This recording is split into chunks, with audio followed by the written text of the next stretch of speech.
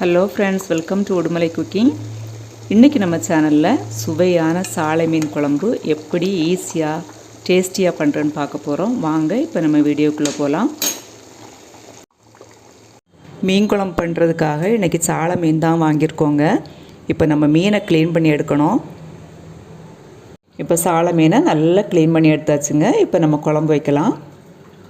இப்போ நம்ம மீன் குழம்புக்கு தேவையான மசாலா அரைச்சி எடுத்துக்கலாம். தேங்காய் 1 கப்பு மிக்சியில் போட்டிருக்கிறேன்.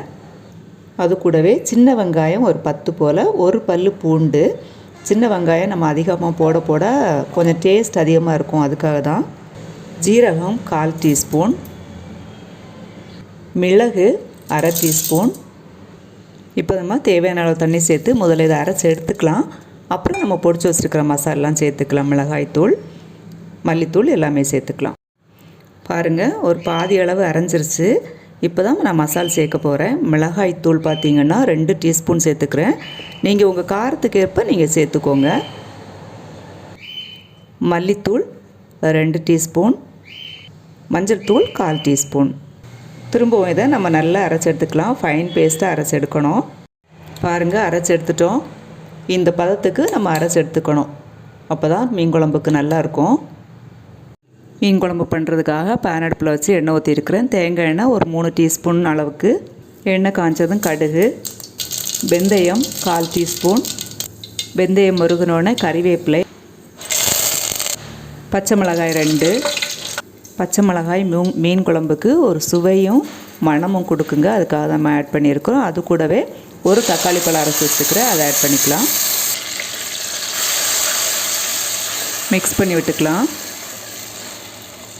தக்காளி கொஞ்சம் வதங்கின உடனேயே நம்ம அரைச்சி வச்சுருக்கிற மசாலாவை இதில் சேர்த்துக்கலாம். சேர்த்து மிக்ஸ் பண்ணி விட்டுக்கோங்க. தேவையான அளவு தண்ணியும் சேர்த்துக்கலாம். உங்களுக்கு கொஞ்சம் குழம்பாக வேணும் அப்படின்னா தண்ணி கொஞ்சம் நிறையவே சேர்த்துக்கோங்க. இல்லை கெட்டியாக வேணும்னா தண்ணி அளவாக சேர்த்துக்கோங்க. தேவையான அளவு உப்பு சேர்த்துக்கலாம். நான் கல் உப்பு தான் சேர்த்துருக்குறேன். இது கூட ஒரு பாதி மாங்காய் நான் கட் பண்ணி மிளகாய் தூள் போட்டு வச்சுருந்தேன், அந்த மாங்காய் தான் ஆட் பண்ணியிருக்கிறேன். இப்போ நமக்கு மசாலாவோட பச்சை வாசனை போயிடுச்சு. நல்லா தளதளன்னு கொதிக்குது. இந்த ஸ்டேஜில் நம்ம கழுவி வச்சுருக்கிற மீனை வந்து ஆட் பண்ணிக்கலாம்.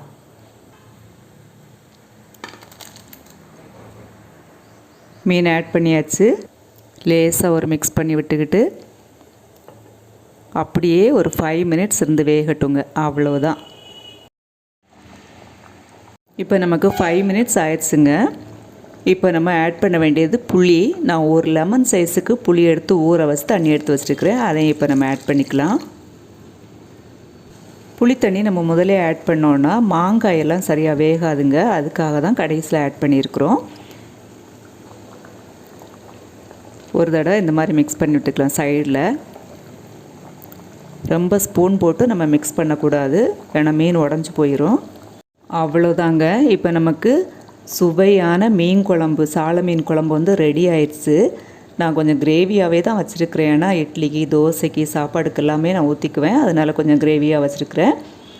எவ்வளோ ஈஸியாக பண்ணோன்னு பார்த்தீங்களா? இந்த மாதிரி நீங்களும் ட்ரை பண்ணி பாருங்கள். ரொம்ப டேஸ்ட்டாக இருக்கும். சாலை மீன் கிடச்சுன்னா ட்ரை பண்ணி பார்த்துட்டு எப்படி இருந்துச்சுன்னு எனக்கு கமெண்ட் பண்ணுங்கள்.